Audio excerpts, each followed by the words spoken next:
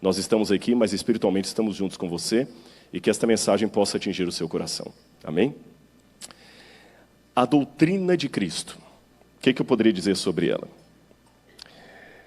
Irmãos, muita coisa poderia ser dita. Eu tenho menos de 30 minutos para resumir para vocês uma doutrina que daria um semestre inteiro de estudo no teológico.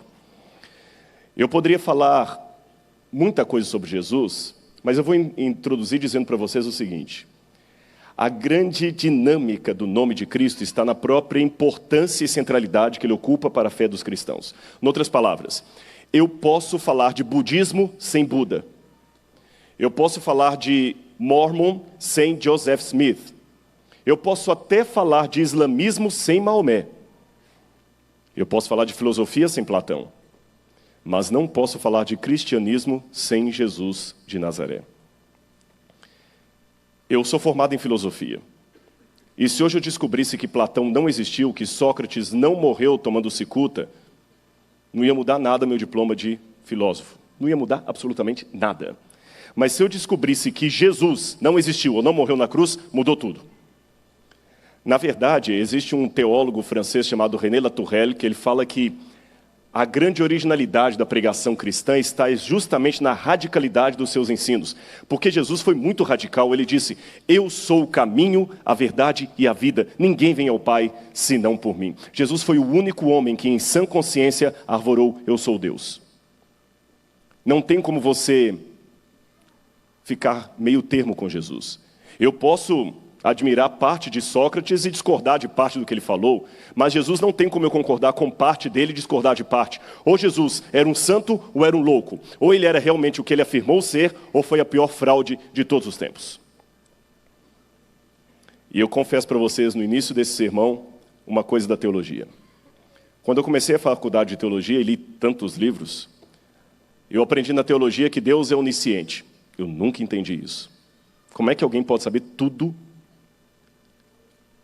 Deus pensa, Deus raciocina. Você acha que Deus raciocina? Deus não raciocina, Deus sabe. Ele nem raciocina. Será que existe um espaço que caiba a Deus? Onde ele começa, onde ele termina? Como é que é o sentimento de Deus? Eu não entendi. Disseram que Deus era onipotente. Continuei sem entender.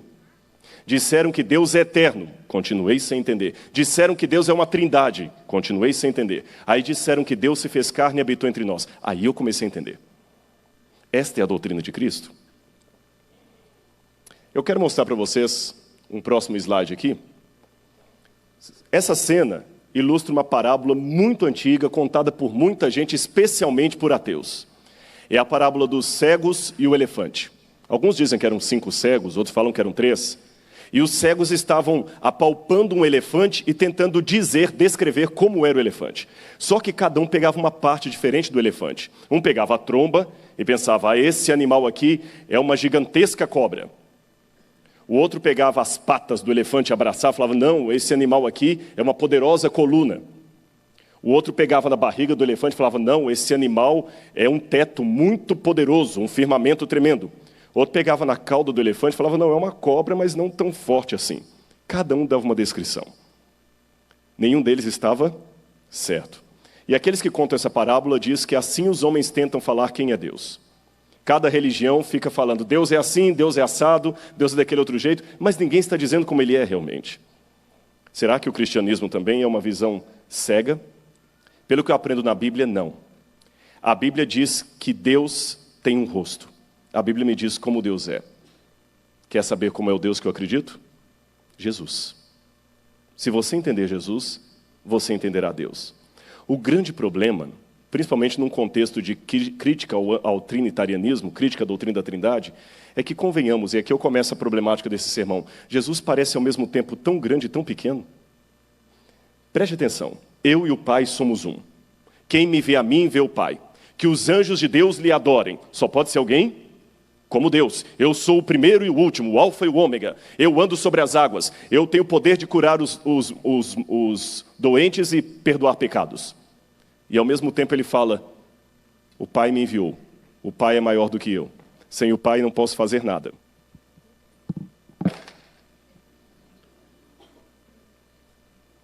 Evangelho de João, capítulo 1, versículo 1. A primeira verdade que eu aprendo sobre Jesus na Bíblia é que ela diz que ele era Deus. Jesus era Deus. No princípio era o Verbo. E o Verbo estava com Deus. E o Verbo era Deus. A Bíblia diz que ele era Deus. Não há dificuldade disso, não há mistério. Jesus Cristo era Deus, em plenitude, em pé de igualdade com o Pai. Não temos a menor dúvida sobre isso. Aliás, a Bíblia fala que todas as coisas foram feitas por intermédio dele. Sem ele, nada do que foi feito se fez. A vida estava nele, a vida era a luz dos homens. No verso 14, diz que o Verbo se fez carne e habitou entre nós. E vimos a sua glória, glória como do unigênito do Pai, o único do Pai. E o verso 18, ninguém jamais viu a Deus. O Deus unigênito que está no seio do Pai é quem o revelou. Existe uma parábola contada por Philip Yancey que eu gostaria de descrevê-la para vocês. Ela imagina um aquário. Pense um pouco no aquário. Philip Yancey imagina um homem que tem um aquário enorme, e ele cuida daquele aquário, e esse aquário é de água salgada. Você sabe que peixes de água do mar, eles são mais delicados, você tem que ter o pH da água muito bem estabelecido, o nível da água, a salinidade, tudo muito bem definido. Mas Philip Yancey contava que o dono daquele aquário era frustrado, porque todas as vezes que ele chegava perto do aquário para cuidar dos peixes, os peixes fugiam. Ele ia trocar a água, era um desespero, os peixes fugiam. E ele falava do lado de cá, peixes, eu amo vocês, calma, não tenho medo. Mas os peixes fugiam. E aquele homem se viu numa problemática. Como eu posso dizer para os meus peixes o quanto eu os amo? Não tem como. Eles têm medo de mim. Só há uma maneira. Se eu me tornar um peixe. E se eu me tornar um peixe, eu vou estar no meio deles. Eles não vão mais fugir de mim, mas podem também me rejeitar. Isso que a Bíblia fala que aconteceu com Cristo. Ele era um com Deus, em plenitude de Deus, mas ele se fez carne e fez um de nós. Muito bem, deixe-me perguntar só se tem chance de voltar ainda. Então, isso, muito obrigado. O grande problema, antes de falar da revelação, é que nós precisamos de um Deus contraditório. Vocês já notaram isso? Eu vou explicar o que eu quero dizer. Isso aqui vale para quem não é religioso e está me assistindo nessa noite. Você precisa de um Deus contraditório, mesmo você que é ateu. O ateu crê que Deus não existe, mas no coração dele ele gostaria que Deus existisse. Eu não conheço nenhum ateu em sã consciência que não gostaria que a vida eterna fosse uma realidade. Quem quer morrer?